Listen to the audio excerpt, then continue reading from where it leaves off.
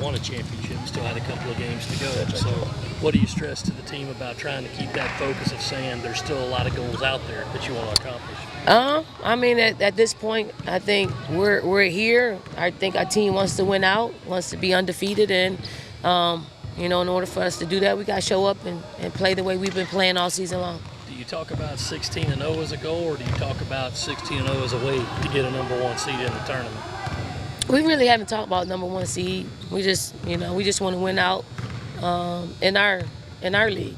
I think we've done more than enough to get a number one seed, whether that's a number one overall, which I think we still have done. We got to keep writing our narrative, which is just win, and then everything will take care of itself. I'm curious, how do you nurture and grow Zaya's killer instinct? Because you can see her just take over at times. So from your perspective, how do you kind of encourage that mentality throughout the season and during games? I mean, players are going to be players. With a player like Zaya, you got to let her learn from her mistakes. If she's aggressive, we don't want to take that away from her. She is one that wants it all right now. It's a double-edged sword in that she wants it now, right now. Sometimes her play doesn't always say that. At times, sometimes it does.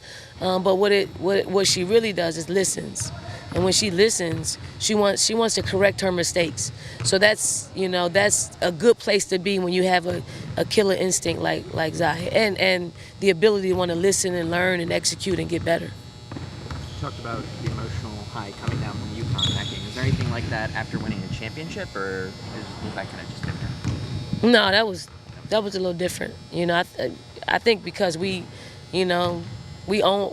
controlled our own destiny, and there were a lot of games left to play in order for, if it didn't turn out, if we were tied with the win against Kentucky and the win, Mississippi State win, we still had time to be sole possession of first place.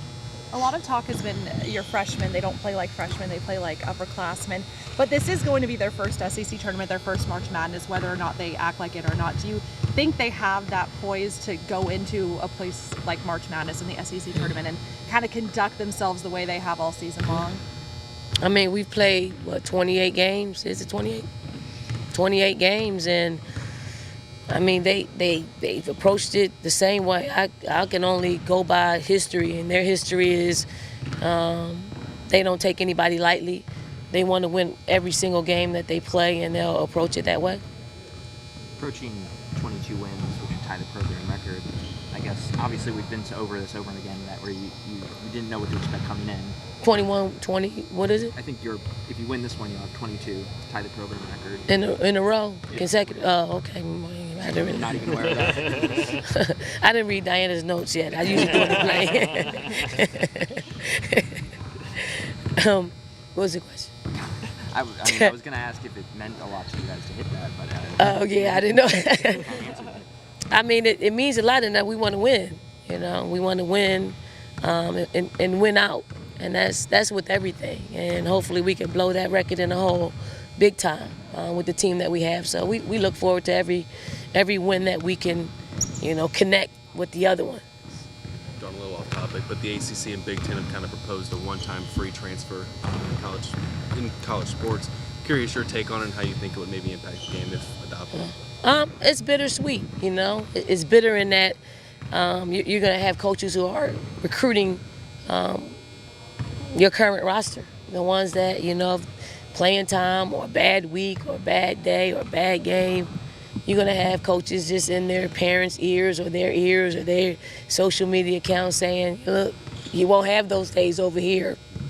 And then you have, players being able to move freely with the current rate of how we've been handled with waivers to play right away. It hurt us, but now somebody else is going to reap the benefit of a change. And I think players need to get their freedom of movement, but I just don't think we really understand the totality of what it's going to do and the integrity that can be compromised with this rule change. So I'm indifferent. I want it for the players, but I don't want it for the profession. Coach, saying a little off topic, just with the IOC kind of floating out the idea if things don't get under control with the virus, they floated the idea they might cancel the Olympics. Just from your perspective, from being a player and now being the coach of the women's basketball team, just how tough would that be for some of the players on the roster to be told that there will be no Olympic Games this year if that's what comes to pass? I mean, that'd be tough. That's tough. That's tough because you work extremely hard. All of them. It's probably over 10,000 Olympic athletes with the teams and individuals that will be robbed of an opportunity because of coronavirus. If that's the case, that's the case. I don't want to go if it's prevalent over there.